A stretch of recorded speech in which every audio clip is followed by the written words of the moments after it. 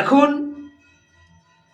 এই যে টাইমটা দেখে আমাকে বন্ধটা করতে হলো, তার কারণ হচ্ছে আমি এটা সোশ্যাল মিডিয়ায় দিতে গেলে 1 ঘন্টা 1.5 ঘন্টার আমি যদি বক্তব্য রাখি, সেই বক্তব্যটা ফেসবুকে নেয় না এবং আমার মোবাইলের যে ক্যাপাসিটি, সেই ক্যাপাসিটির মধ্যে আমাকে 30 মিনিট 35 মিনিট করে ভিডিও করে আমাকে এটাকে ইউটিউবে বা সোশ্যাল মিডিয়ায় আপলোড করতে হয়। তাই সেদিনের যে বক্তব্য আমি রাখতে চেয়েছিলাম, মানুষের কাছে বার্তা দিতে চেয়েছিলাম, সেটা দিতে পারিনি। এটা আমার ব্যক্তিগত নিজস্ব কারণে। তো আজকে এই কল্পতরু উৎসব, একদিকে 1 জানুয়ারি যে বিষয়গুলো আজকের দিনের যে ঘটনাগুলো ঘটছে নিজের চোখে দেখা, আমার গ্রামে বহু জায়গায় বহু ছেলে পিলে ওই ফিস্ট করছে, মদ মাংস খাচ্ছে, নাচন কদন করছে। ঠিক এটা যেমন আমার কাছে প্রচণ্ড দৃষ্টিকটু এবং এই নোংরামিটা আমি প্রশ্রয় দিই না, দিতে চাইও না। তাই আমি মানুষের কাছে বার্তা দেওয়ার জন্যে আজকে কল্পতরু উৎসবের দিনেও ওই বিষয়গুলি উল্লেখ করলাম। আর 25শে ডিসেম্বর আমাদের শ্রদ্ধেয় প্রাক্তন প্রধানমন্ত্রী, ভারতরত্ন প্রধানমন্ত্রী অটল বিহারী বাজপেয়ীজির সম্বন্ধে যে বক্তব্য আমি রেখেছিলাম, সেই বক্তব্যের যে নির্যাস আমি কিছু কিছু আজকের আমার এই ভিডিওতে তুলে ধরব। তার পাশাপাশি আমাদের বর্তমান প্রধানমন্ত্রী, ওনার সম্বন্ধেও কিছু বলবো। পশ্চিমবাংলার বর্তমানে যে রাজনৈতিক প্রেক্ষাপট, সেই রাজনৈতিক প্রেক্ষাপটের ওপরে ভিত্তি করে আমি কিছু বক্তব্য আমার এই ভিডিওর মাধ্যমে আমি মানুষের কাছে তুলে ধরার চেষ্টা করব। 25শে ডিসেম্বর যেমন তুলসী পূজনের বিষয়টি বললাম, অটল বিহারী বাজপেয়ীর 101তম জন্মদিবস, ঠিক ওই দিনই বড়দিন। ওই দিনও কিন্তু গোটা ভারতবর্ষের বিভিন্ন রাজ্যে তৎসহ পশ্চিমবাংলায়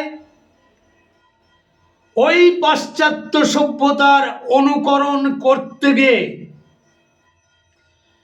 ভারতবাসীর যে পরম্পরা, ভারতবাসীর যে ঐতিহ্য, শাশ্বত সনাতন ধর্মের প্রতি যে অবিচার,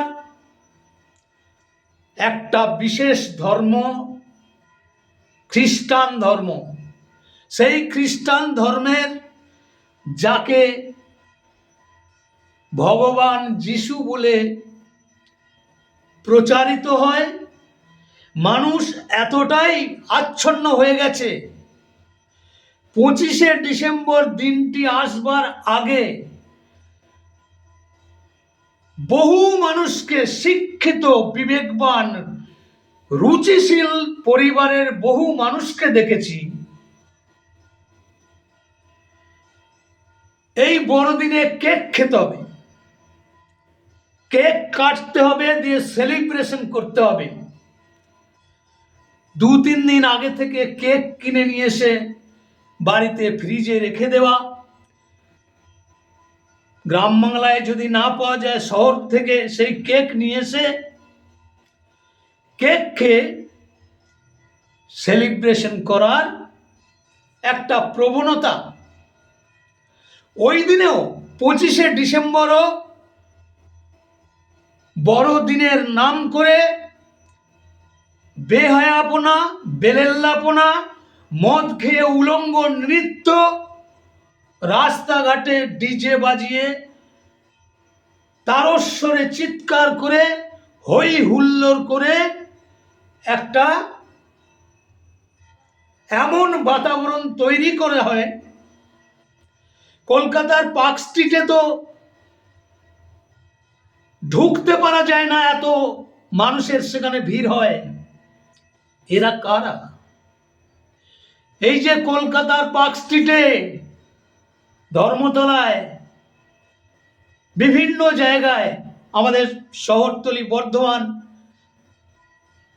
স্থানীয় যে সমস্ত ছোট ছোট শহর আছে, বর্ধমান, কাটোয়া, দুর্গাপুর, এই সমস্ত শহরেও কিন্তু এই বেহায়াপনা, বেলেল্লাপনা এবং বড়দিন পালনের একটা প্রচন্ড উৎসাহের মধ্যে, উদ্দীপনার মধ্যে দিয়ে বড়দিন পালন করা হয়, যীশু খ্রিস্টের জন্মদিন। আমি এই সমস্ত নপুংসক, আমি এদের পরিবারের যারা এটা করেছে, আমার অতি নিকট আত্মীয় হলেও আমি মনে প্রাণে ঘৃণা করি তাদের, মনে প্রাণে ঘৃণা করি। কারণ দেশবাসীর প্রতি যদি পূর্ণ আনুগত্য থাকত, আমাদের ভারতবর্ষের সংস্কৃতির প্রতি, পরম্পরার প্রতি, ঐতিহ্যের প্রতি শ্রদ্ধাশীল হতো, তাহলে এই পরিবারগুলোর মধ্যেও তারা অটল বিহারী বাজপেয়ীর জন্মদিন পালন করতেন, তুলসী পুজো করতেন। তা কিন্তু করেনি। এটা হচ্ছে সম্পূর্ণ ভারত বিদ্বেষী মনোভাবের পরিচয়। যারা এই কেক কেটে সেলিব্রেট করার মানসিকতা নিয়ে মদ গিলে, আকণ্ঠ মদ গিলে, মাংস গিলে হই হুল্লোড় করেছে, আমি মনে প্রাণে মনে করি তারা দেশদ্রোহী। এই দেশের প্রতি তাদের কোনো আনুগত্য নেই, হিন্দু ধর্মের প্রতি তাদের কোনো আনুগত্য নেই। তাই এই বেলেল্লাপনাতে তারা অগ্রাধিকার দিয়েছে।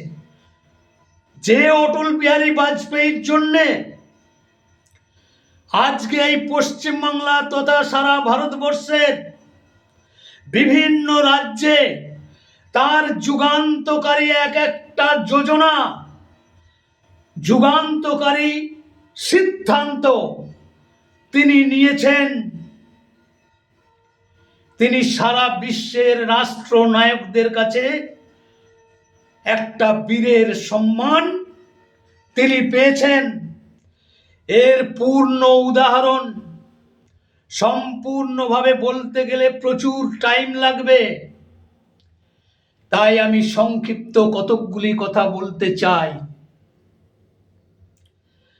আজকে প্রত্যেকটি গ্রামে আজকে যে ঢালাই রাস্তা হচ্ছে,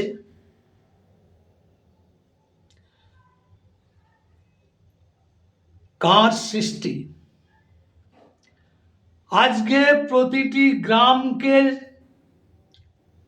ঢালাই রাস্তা দেওয়ার, অর্থাৎ পাকা রাস্তা করবার যে যোজনা, অর্থাৎ প্রধানমন্ত্রী গ্রাম সড়ক যোজনা, যার মাধ্যমে সারা ভারতবর্ষের প্রত্যন্ত গ্রাম, যে গ্রামগুলো শহরের সঙ্গে যোগাযোগ বিচ্ছিন্ন, শহরের সঙ্গে যোগাযোগ স্থাপন করার জন্য প্রতিটি গ্রামকে, এমনকি 1000 লোক সংখ্যা বিশিষ্ট কোনো গ্রাম, 500 লোক সংখ্যা বাস করে এই রকম গ্রামকে পর্যন্ত চিহ্নিত করে সেই গ্রাম যাতে তার নিকটবর্তী কোনো শহরাঞ্চল, শহরের বাজার, তার সঙ্গে সংশ্লিষ্ট গ্রামের মানুষকে, উপভোক্তাদের, তাদের সাহায্য করার জন্য এই প্রধানমন্ত্রী গ্রামীণ সড়ক যোজনা। আজকে সেই যোজনা উনি যেদিন থেকে ঘোষণা করেছেন, সেই দিন থেকে যদি সঠিকভাবে সমস্ত রাজ্যে, আমাদের পশ্চিমবাংলায় আজকের দিনেও দেখি যে আমার এই গ্রামেই আছে, অনেক এখনো বহু রাস্তা আছে যে রাস্তাগুলো এখনো পর্যন্ত ঢালাই হয়নি। কেন? এই যে প্রধানমন্ত্রী গ্রামীণ সড়ক যোজনা নির্মাণের হাজার হাজার কোটি কোটি টাকা সমস্ত রাজ্য সরকারের তহবিলে আসছে, কেন্দ্র সরকার থেকে, পশ্চিমবাংলাতেও এসেছে, তার সঠিক রূপায়ণ হয় না। এই প্রধানমন্ত্রী গ্রামীণ সড়ক যোজনায় আজকের দিনেও ঢালাই হতে বহু রাস্তা বাকি আছে। সেগুলো অনেক সাংবাদিক মাঝে মধ্যে সোশ্যাল মিডিয়ায় তুলে ধরে। আমি কালকেই একটা ভিডিও দেখছিলাম, আমাদের ভারতীয় জনতা পার্টির একজন মহিলা মোর্চার নেত্রী, তিনি ভিডিও করে পাঠাচ্ছেন কোথা, কলকাতার খিদিরপুর তারাতলা রোড, এখনো মেন রাস্তা, সেই মেন রাস্তায় ধুলোর এত অবস্থা, খানাখন্দ, এত বাজে অবস্থা, স্বাভাবিকভাবে মানুষ চলাচল করতে পারছে না, চোখে রুমাল দিয়ে রাস্তায় হাঁটতে হচ্ছে। আজকের দিনেও এই রকম একটা অব্যবস্থার মধ্যে দিয়ে এই রাজ্য সরকার চলছে। কিন্তু ওই রাস্তার ওই ভদ্রমহিলা এমনও ভিডিও কালকে পোস্ট করেছেন যে আমাদের কেন্দ্রীয় স্বরাষ্ট্রমন্ত্রী অমিত শাহজি 3 দিনের সফরে কলকাতায় এসেছিলেন। 3 দিনের সফরে কলকাতায় আসার পরে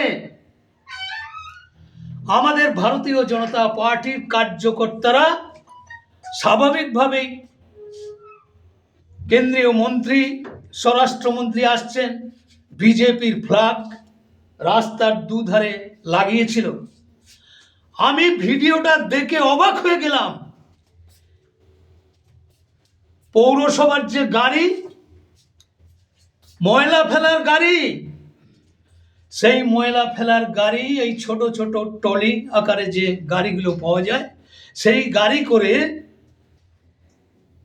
ময়লা পরিষ্কারের নাম নিয়ে তারা ওই তারাতলার রোড ধরে গাড়ি নিয়ে যাচ্ছে। আর মাঝখানে যে ছোট ছোট পার্কিং এর ব্যবস্থা আছে, গাছগাছালি আছে, রেলিং দেওয়া আছে, সেখানে বিজেপির পতাকা রয়েছে, বিজেপির ফ্ল্যাগ।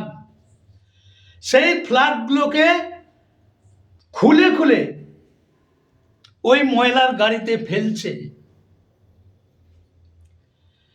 তাহলে চিন্তা করুন কোন মানসিকতা নিয়ে এই রাজ্য সরকারের নেতা নেত্রীরা আচরণ করছেন।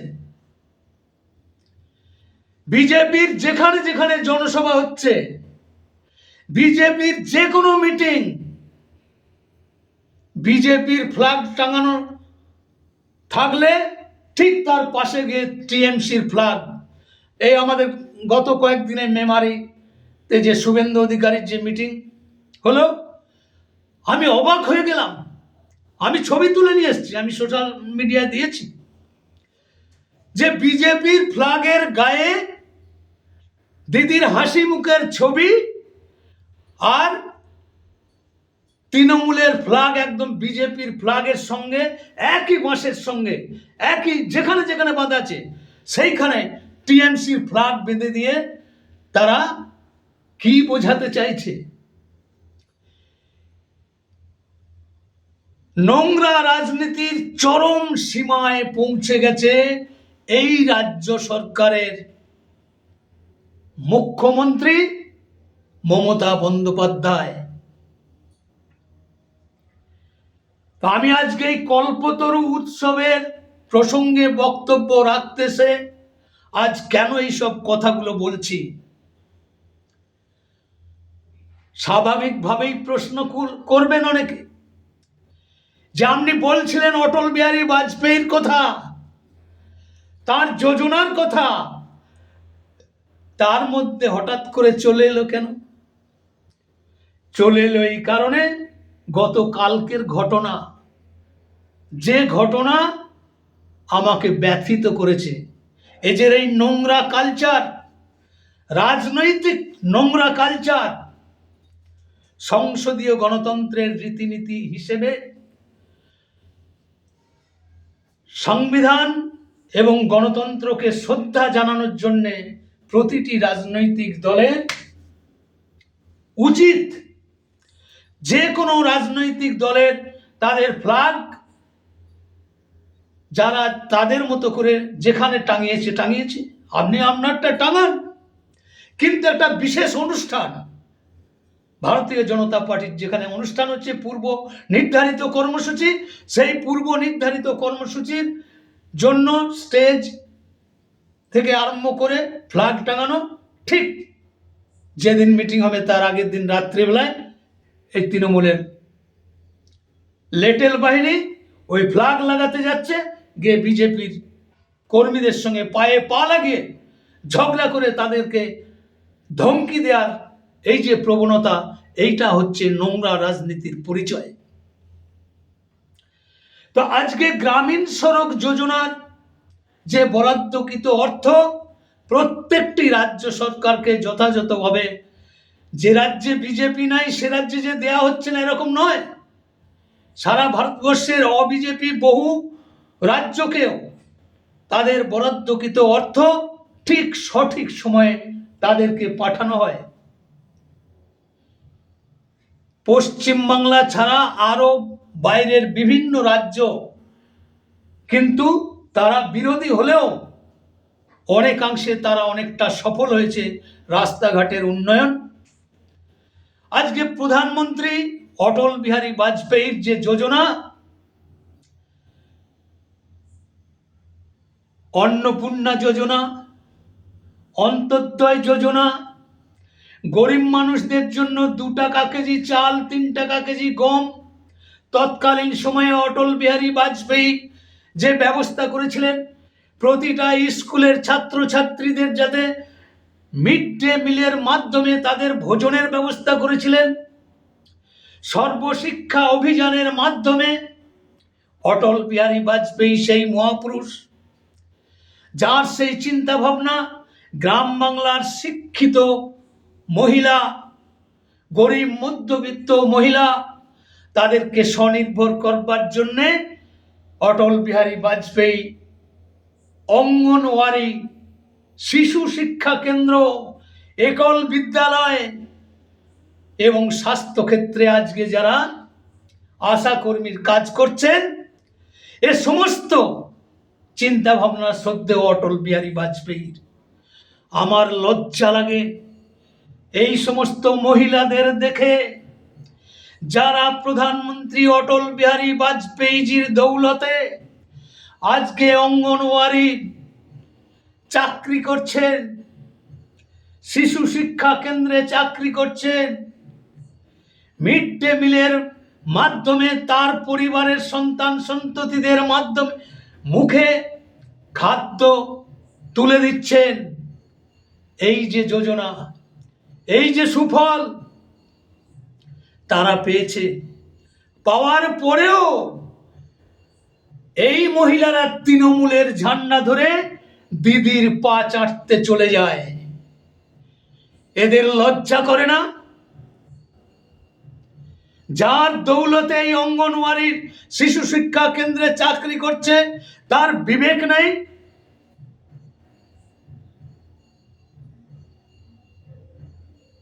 সোনালী চতুর্ভুজ যোজনার মাধ্যমে অটল বিহারী বাজপেয়ী গোটা ভারতবর্ষে আসাম থেকে গুজরাট, কাশ্মীর থেকে কন্যাকুমারী, কলকাতা থেকে চেন্নাই, কলকাতা থেকে দিল্লি, দুর্গাপুর থেকে মহারাষ্ট্র, দুর্গাপুর থেকে কলকাতা, এই যে সোনালী চতুর্ভুজ যোজনার একটা যুগান্তকারী যোজনা, যে যোজনার মাধ্যমে আজকে 2 লেন, 4 লেন, 6 লেন, 8 লেন পর্যন্ত ন্যাশনাল হাইওয়ে যে নির্মাণ হয়েছে তার রূপকার আমাদের প্রয়াত প্রাক্তন প্রধানমন্ত্রী অটল বিহারী বাজপেয়ী। উনি কি করেনি? এই দেশবাসীর মাথা থেকে ঋণের বোঝা কমানোর জন্য উনি 13 মাসের সরকারে এসে প্রথম পদক্ষেপ নিলেন যে প্রথমে ভারতবাসীর মাথা থেকে ঋণের বোঝা কমাতে হবে। আপনারা জানেন, উনি প্রধানমন্ত্রীর হবার আগে পর্যন্ত যে সরকারগুলো পরিচালনা হয়েছে, একটা করে পঞ্চবার্ষিকী পরিকল্পনা হয়েছে, আর বিশ্ব ব্যাংকের কাছে ভিক্ষার ঝুলি ফেলিয়ে তারা ঋণের পর ঋণ করে গেছে। আর সেই ঋণের জন্য বছরে ৭৫,০০০ কোটি টাকা সুদ দেওয়ার জন্য তৎকালীন দিনের যে সরকার ছিল তাদেরকে সুদের টাকা দেওয়ার জন্য আবার ধার করতে হতো। তৎকালীন সময়ে একটা শিশু জন্মগ্রহণ করলে তার মাথায় ৩৮,০০০ টাকার ঋণের বোঝা নিয়ে সেই শিশুটি জন্মগ্রহণ করত। তো প্রধানমন্ত্রী কি দেখলেন? আমাদের ভারতীয় জনতা পার্টির যে আইডিওলজি, আমাদের যে দর্শন, আমাদের যে চিন্তা ভাবনা, সেই চিন্তা ভাবনায় আমি বললাম না, আমি ভারতীয় জনতা পার্টির একজন দায়িত্বশীল কার্যকর্তা হিসেবে আমি প্রচণ্ড অহংকার করি, আমি প্রচণ্ড গর্ববোধ করি যে আমি বিজেপি করি। আমি হুঙ্কার দিয়ে বলি আমি বিজেপি করি। কেন বলি? যে নীতি, ভারতীয় জনতা পার্টির যে দর্শন, তার যে আইডিওলজি, তাদের যে রাজনৈতিক এজেন্ডা, ভারতীয় জনতা পার্টির নামে আত্মপ্রকাশ হয়েছিল 1980 সালের 6 এপ্রিল। অটল বিহারী বাজপেয়ী, লাল কৃষ্ণ আদবানি, মুরলী মনোহর যোশী, বিষ্ণুকান্ত শাস্ত্রী, এখানেই প্রতিকৃতি দেখতে পাচ্ছেন আমাদের ভারত কেশরী ডক্টর শ্যামাপ্রসাদ মুখার্জি, পণ্ডিত দীনদয়াল উপাধ্যায় থেকে আরম্ভ করে ভারতীয় জনতা পার্টির বহু বরিষ্ঠ নেতৃত্বের তত্ত্বাবধানে ভারতবর্ষের অস্থির রাজনৈতিক বাতাবরণকে থেকে মুক্তি পাওয়ার জন্য জনসংঘ থেকে ভারতীয় জনতা পার্টি নামে আত্মপ্রকাশ করা হয়েছিল 1980 সালের 6 এপ্রিল। সেদিনই আমাদের পূর্বের যে রাজনৈতিক নাম ছিল তার নাম জনসংঘ। সেই জনসংঘের প্রতীক কি ছিল? জ্বলন্ত প্রদীপ। আর ভারতীয় জনতা পার্টি নামে আত্মপ্রকাশ করার পরে তার যে প্রতীক, নির্বাচনী প্রতীক পদ্মফুল। এই পদ্মফুলের 5টা পাপড়ি, 5টা পাপড়ির মধ্যেই দর্শন লুকিয়ে আছে। প্রধান মন্ত্র, অন্যায়ের প্রতিবাদ করো, প্রতিরোধ করো, প্রয়োজন হলে প্রতিশোধ নাও। আর গোটা ভারতবর্ষের প্রত্যেকটি নাগরিকের জন্য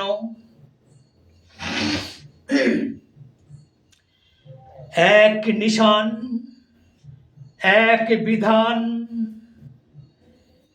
এক আইন, ঋণ মুক্ত কৃষাণ, কর মুক্ত বাসস্থান, শোষণহীন হিন্দুস্থান। এই নীতিকে সার্থক রূপ দেবার জন্য, তার সম্মান দেবার জন্য আমাদের প্রয়াত প্রধানমন্ত্রী, ভারতরত্ন প্রধানমন্ত্রী অটল বিহারী বাজপেয়ী সিদ্ধান্ত নিলেন গোটা ভারতবর্ষের মানুষের মাথায় যে ঋণের বোঝা আছে সেই ঋণের বোঝা কমাতে হবে। 1998 সালের যে স্ট্যাটিস্টিক্স, 5,57,000 কোটি টাকা বৈদেশিক ঋণ এবং অভ্যন্তরীণ ঋণের পরিমাণ 5,57,000 কোটি টাকা। তাই উনি 13 মাসের সরকারে এসে প্রথম সিদ্ধান্ত নিলেন, আমার ভারতবাসীর মাথা থেকে ঋণের বোঝা কমাতে হবে। এই ঋণের বোঝা কমানোর জন্য উনি প্রথম পদক্ষেপ নিলেন, $30 মিলিয়ন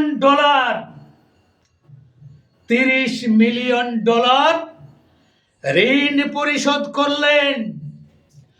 আর উনি প্রধানমন্ত্রী হবার আগে যে সকল প্রধানমন্ত্রীরা ছিলেন, দেশের সোনা বিদেশের কাছে বন্ধক রেখে একটা পঞ্চবার্ষিকী পরিকল্পনা করা আর বিশ্ব ব্যাংকের কাছ থেকে হাজার হাজার কোটি কোটি টাকা ঋণ নিয়ে গোটা ভারতবাসীর জীবন জীবিকার এক চরম নাভিশ্বাসের মধ্যে ত্বরান্বিত করেছিল, তার জন্য তিনি কঠোরভাবে এই ঋণ মুক্ত কৃষাণ, কর মুক্ত বাসস্থান, শোষণহীন হিন্দুস্তান, তাকে পাথেয় করে উনি পদক্ষেপ নিলেন যে আগে দেশবাসীর মাথায় ঋণের বোঝা কমাতে হবে।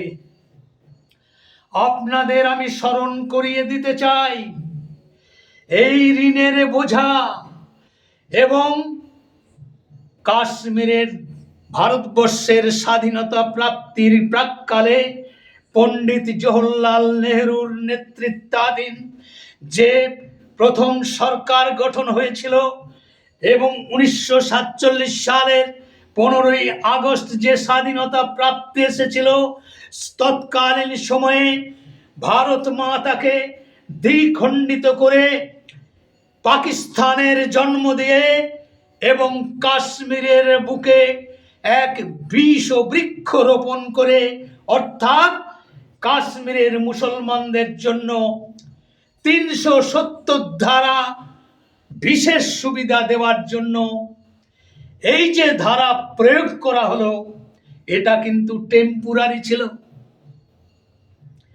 এই 370 ধারা লাগু থাকার জন্য এই যে ঋণের বোঝা বেড়েছে, ভারত সরকারের তৎকালীন সময়কার যে স্ট্যাটিস্টিক্স বলছে 2 লক্ষ কোটি টাকা শুধু কাশ্মীরে ভর্তুকি দিতে চলে গেছে। কেন? কি আছে? অনেক শুভবুদ্ধি সম্পন্ন রাজনৈতিক সচেতন অবিজেপি রাজনৈতিক দলের নেতারা জানেন, অনেকে জানেন, অনেকে জেনে এর বিরুদ্ধাচরণ করেন, কারণ সংখ্যালঘু সম্প্রদায়ের ভোট পাওয়ার জন্য এই 370 ধারা বাতিল করার কথা একমাত্র রাজনৈতিক দল ভারতবর্ষে ভারতীয় জনতা পার্টি। ভারতীয় জনতা পার্টি এই 370 ধারা বাতিলের কথা বলে। এই যে 2 লক্ষ কোটি টাকা তাদের বিশেষ সুবিধা প্রদানের মাধ্যমে ভারত সরকারকে ব্যয় করতে হয়েছে, আপনারা কল্পনা করতে পারবেন না। 1 টাকা কেজি ভোজ্য তেল, 1 টাকা কেজি ডাল, 1 টাকা কেজি চাল, বাসমতি চাল প্রথম দিকে তো 50 পয়সা কেজি দরে দেয়া হচ্ছিল।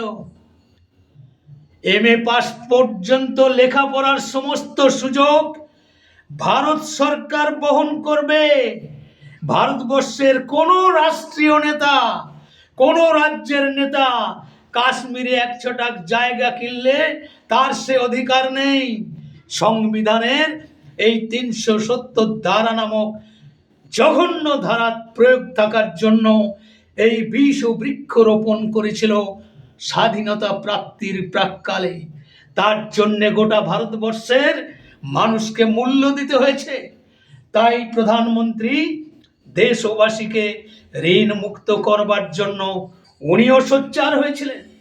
তৎকালীন সময়েও উনি প্রধানমন্ত্রী হবার আগে আমাদের শ্রদ্ধেয় নেতা লালকৃষ্ণ আদবানিজি, মুরলী মনোহর যোশীজি, এনাদের যে রাজনৈতিক দূরদৃষ্টি, অনেক শিক্ষিত শুভবুদ্ধি সম্পন্ন রাজনৈতিক সচেতন ব্যক্তি, তারা নিজেদের মধ্যে আলাপ আলোচনা করে আমি শুনেছি যে লালকৃষ্ণ আদবানির যে গোপের চুল, লালকৃষ্ণ আদবানির যে গোপের চুল, যত চুল আছে গোপে ততটাই ওনার ডিপ্লোমেসি আছে। ওনার ডিপ্লোমেসি এত তীক্ষ্ণ, লালকৃষ্ণ আদবানির গোপের সঙ্গে তুলনা করতে আমি শুনেছি নিজের কানে।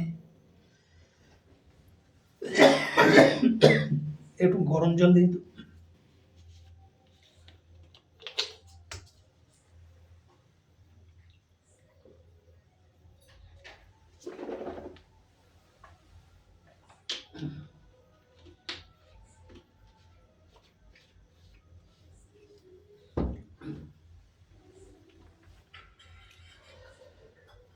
একটু গরম জল। যে লালকৃষ্ণ আদবানিজির কথা এই কারণে তুললাম, আজকে যে সারা ভারতবর্ষের, সারা বিশ্বের শ্রেষ্ঠ রাজনৈতিক দলের স্বীকৃতি অর্জন করেছে, পৃথিবীর মধ্যে সর্ববৃহত্তম রাজনৈতিক দল ভারতীয় জনতা পার্টি, যার সদস্য সংখ্যা ইতিমধ্যেই প্রায় 15 কোটির ওপরে, আর ভারতবর্ষের 23টা রাজ্যে ভারতীয় জনতা পার্টি এবং এনডিএ জোটের সরকার চলছে। ভারতীয় জনতা পার্টির সর্বোচ্চ লোকসভার আসন, রাজ্যসভার আসন, বিধানসভার এমএলএ, এবিভিপি অর্থাৎ ছাত্র সংগঠন, অখিল ভারতীয় বিদ্যার্থী পরিষদ, সারা ভারতবর্ষের সর্বশ্রেষ্ঠ এবং সর্ববৃহৎ ছাত্র দলের আজকে বিস্তার ঘটেছে। তাই ভারতীয় জনতা পার্টির এই যে সাফল্য, সেখানে আমাদের এই সমস্ত মনীষী, বয়সের ভারে উনি মূর্ছমান হয়ে আছেন, উনি আমাদের রাজনৈতিক উপদেষ্টা, উনিও উপপ্রধানমন্ত্রীর দায়িত্ব পালন করেছেন, উনিও স্বরাষ্ট্রমন্ত্রীর দায়িত্ব পালন করেছেন। ওনার জন্যেই আজকে রাম মন্দিরের যে আন্দোলন, সেই আন্দোলন গগনচুম্বী আন্দোলনের রূপরেখা তৈরি করেছিলেন লালকৃষ্ণ আদবানিজি। ওনার সম্বন্ধে আলাপ আলোচনা বন্ধ হয়ে গেলেও আমি বন্ধ হতে দেব না, কারণ আমি তার জ্বলন্ত দৃষ্টান্ত। ওনার সেই রাম মন্দির আন্দোলনের যে স্বর্ণ জয়ন্তী রথ, যে স্বর্ণ জয়ন্তী রথযাত্রা উনি বার করেছিলেন 1997 সালে,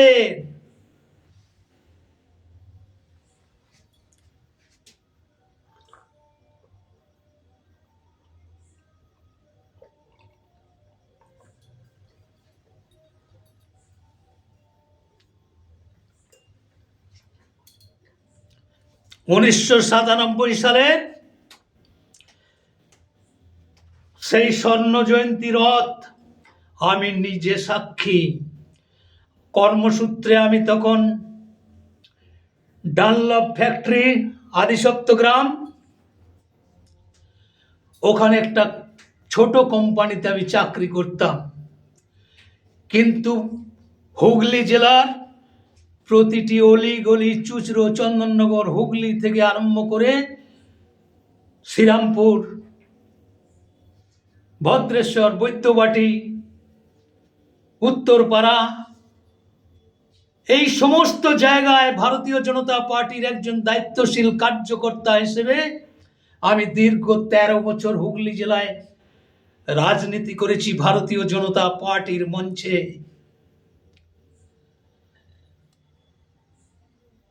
আমায় আহ্বান করা হলো 1997 সালের 22শে জুন, 20 জুন, 21 জুন আমার প্রচন্ড শরীর খারাপ, প্রচন্ড জ্বর। 20 জুন আমার কাছে চিঠি এলো। সেই চিঠি আমি আজও যত্ন করে রেখে দিয়েছি যে দেবুদা, আপনাকে ব্যান্ডেল মোড়, ডানলপ গেট, জিটি রোড, এই দু জায়গায় আমাদের আগামী 22শে জুন জনসভা, এই জনসভায় আপনাকে বক্তব্য রাখতে হবে। 21শে জুন আমার প্রচন্ড জ্বর, বাধ্য হয়ে ওষুধ খেয়ে জ্বর কমিয়ে আমি সেই কর্মসূচিতে অংশগ্রহণ করি। ডানলপ গেটে বক্তব্য রাখতে রাখতে আমি জানি না আমার কোম্পানির মালিক 3 বার চক্কর মেরে গেছে।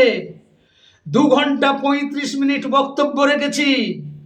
ওখান থেকে ব্যান্ডেল মোড়ে নিয়ে যাবার জন্যে গাড়ি পাঠিয়ে দিয়েছে। ব্যান্ডেল মোড়ে প্রায় 30-35 হাজার মানুষ বসে আছে। সে এক ঐতিহাসিক ঘটনা আমার জীবনে ঘটেছে। 1997 সালের 22শে জুন ব্যান্ডেল মোড়ে আমাকে মাইক্রোফোন ছাড়লেন রাত্রি 9:05। এখানে 2 ঘন্টা 35 মিনিট।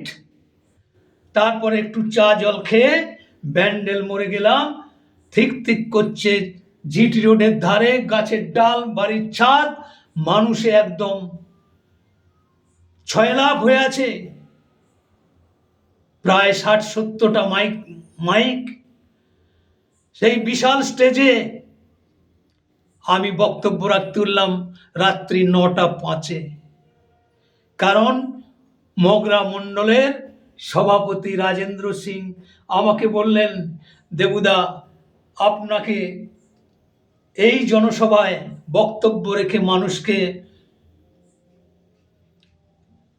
उत्साह जोगाते হবে। आदवानी जी रथ मेमोरी अभी तक आया नहीं है। ये बैंडल मोड़ आने के लिए जितना टाइम लगेगा हमारे पास ऐसा कोई वक्ता है नहीं। तो रात्रि 9:05 থেকে